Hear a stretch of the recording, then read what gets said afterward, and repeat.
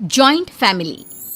रोशनी, अब तेरी शादी की उम्र हो चुकी है, सब तेरे लिए लड़का देख रहे हैं और तू है कि 8-9 बजे बिस्तर से उठ रही है।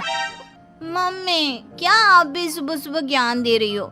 सोने तो दो कम से कम। क्या करें, अब तेरी हरकतें ही ऐसी हैं। चल अब बिस्तर छोड़ और मेरे साथ खाना बनाना सीख। ना, मैं नहीं बना रही खाना वाना, आप प्लीज जाइए ना यहाँ से। रोशनी की बातों से निराश होकर निशा वहाँ से चली जाती है। निशा, तुम रोशनी को घर का कामकाज क्यों नहीं सिखाती? अगर यही हाल रहा फिर तो 2 दिन में उसके ससुराल वाले उसे यहाँ छोड़कर चल देंगे।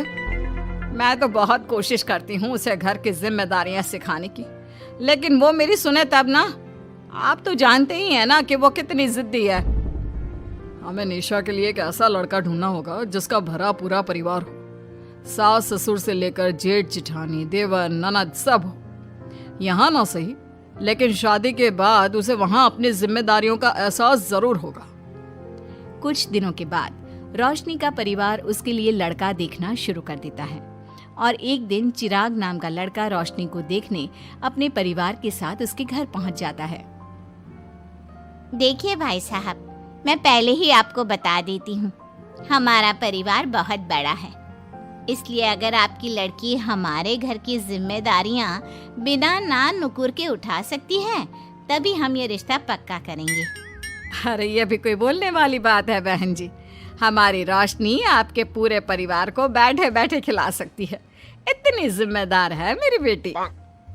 अगर ऐसी बात है फिर तो हमें इस रिश्ते से कोई आपत्ति नहीं है। तो फिर चट मंगनी पट ब्याह के बारे में क्या ख्याल है? हाँ बिल्कुल, शादी में देर किस बात की, 3 हफ्ते बाद ही शादी का शुभ योग है। अगर आपको कोई दिक्कत ना हो तो हम इनकी शादी भी 3 हफ्ते बाद ही करा देते हैं। अरे हमें इसमें कोई परेशानी नहीं है। इस तरह दोनों परिवारों में शादी की तैयारियां शुरू हो जाती है और कुछ ही दिनों बाद रोशनी की शादी चिराग से करा दी जाती है।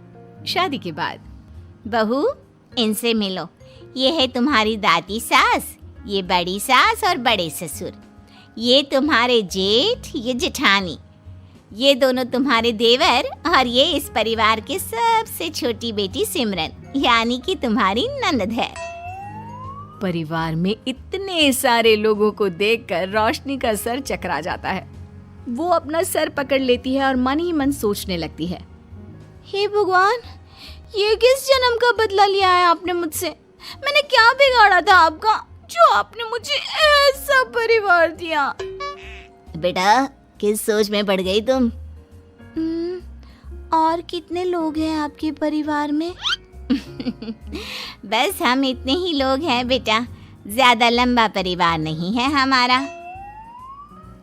अब इससे लंबा और कितना बड़ा परिवार होगा आपका?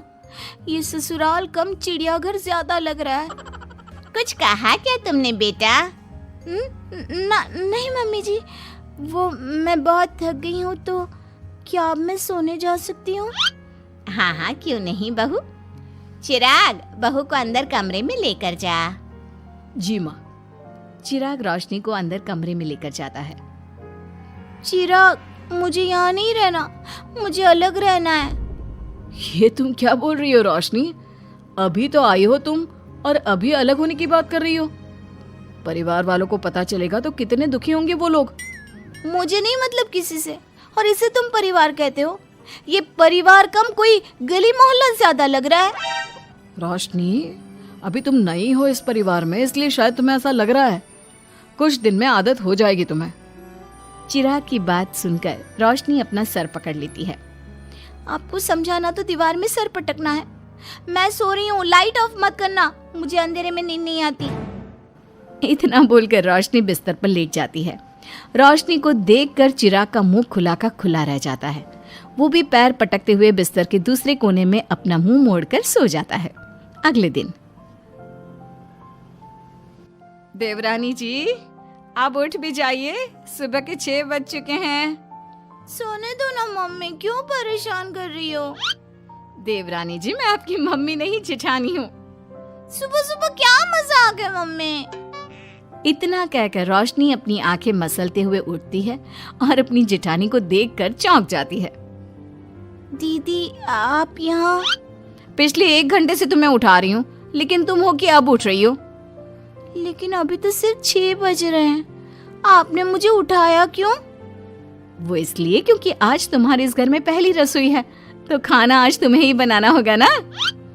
क्या? मुझे पूरे मोहल्ले के लिए खाना बनाना पड़ेगा? नहीं रोशनी, तुम्हें पूरे मोहल्ले के लिए नहीं, सिर्फ परिवार के लोगों के लिए ही खाना बनाना है। आपका परिवार किसी मोहल्ले से कम है क्या? कुछ कहा क्या तुमने? हाँ नहीं दीदी, आप चलिए, मैं अभी फ्रेश होकर आती हूँ। आरती वहां से चली जाती है, जिसकी थोड़ी देर बाद रोशनी भी रसोई में जाकर मजबूरी में सबके लिए खाना बनाने लगती है। पूरे 2 घंटे मेहनत करने के बाद उसका खाना बनकर तैयार होता है। वाह बहू, खाना तो बड़ा स्वाद बना है। सच में बहू, तुमने भले ही बहुत देर लगाई खाना बनाने में, लेकिन खाना बहुत स्वादिष्ट बना है। आपके हाथों में तो जादू है देवरानी जी। मैं तो कहती हूँ अब से रोज आप ही खाना बनाया कीजिए, क्यों मम्मी जी? हाँ हाँ बेटा, बिल्कुल ठीक कहा तुमने। रोशनी, आज से रोज तुम ही खाना बनाना। ये सुनकर रोशनी चौंक जाती है। खाना खाने के बाद सभी लोग रोशनी को शगुन का नेक देते हैं और फिर अपने अपने रूम में चले जाते हैं। यार रोशनी, इतना टेस्टी खाना बनाना जरूरी था क्या? अब फंस गई ना तू। ये सब माँ पापा की वजह से हो रहा है, उनके कारण मुझे ये सब झेलना पड़ रहा है। रोशनी गुस्से में अपने रूम में जाती है और अपनी माँ को फोन मिलाती है। मम्मी, मैं आपको कभी माफ नहीं करूंगी। आपने जानबूझकर मुझे इतने बड़े परिवार में भेजा है, जहाँ मुझे सांस लेने की भी फुर्सत नहीं है। हमने ये सब इसलिए किया ताकि तू अपनी जिम्मेदारियां निभाना सीखे। अब मायके की तरह ससुराल में भी अपनी जिम्मेदारियों से मुंह मत मोड़ लेना। मुझे नहीं रहना माँ यहाँ। इस घर में जितने लोग हैं, उतने तो हमारे गली मोहल्ले में भी नहीं थे। माँ, मैं आपसे आपकी सारी बातें मानूंगी, पर प्लीज मुझे यहाँ से ले जाइए। बिल्कुल नहीं, अब से वही तेरा सब कुछ है। वहाँ से भागने के बजाय अपनी जिम्मेदारियां पूरी करना सीख, इससे हमें भी थोड़ी खुशी मिल जाएगी। माँ की बातों से निराश होकर रोशनी फोन काट देती है, जिसके बाद उसकी नजर नेक में मिले पैसों पर पड़ती है और वो फटाफट से बिस्तर पर बैठकर पैसे गिनना शुरू कर देती है। अरे वाह, ये तो पूरे 25,000 रुपए हैं। किसी ने भी 5100 से कम का नेक नहीं दिया। चलो अच्छा है, कुछ तो फायदा हुआ इतने बड़े परिवार में शादी करने का। अब इन सब पैसों से मैं अकेले शॉपिंग करूंगी, बहुत मजा आएगा। शॉपिंग के बारे में सोच सोच कर ही रोशनी अपने बिस्तर पर कूदने लगती है। उसे बिस्तर पर कूदता देख सभी लोग चौंक जाते हैं। भाभी, आप ऐसी क्यों उछल रही हो? छोटी बच्ची हो क्या? अपनी ननद की बात सुनकर रोशनी का मुंह खुला का खुला रह जाता है। थोड़ी देर बाद रोशनी घर में बिना बताए शॉपिंग के लिए निकल जाती है और शगुन में मिले पूरे पैसों को शॉपिंग में उड़ा देती है। शाम में, देवरानी जी कहाँ गई थी आप? जानते हैं सब आपके लिए कितना परेशान हो गए थे। कम से कम आपको बताकर तो जाना चाहिए था ना। सॉरी दीदी, मैं आप लोगों को बताना भूल गई। वैसे इतने सारे बैग किस चीज के हैं? तुम शॉपिंग करने गई थी क्या? हाँ दीदी, वो आज नेक में इतने सारे पैसे मिले थे ना, तो मैंने सोचा क्यों ना मैं उन पैसों की शॉपिंग ही कर लूं। अरे वाह, ये तो बहुत अच्छा सोचा तुमने। मम्मी, पापा, सिमरन, देवर जी, सब बाहर आइए।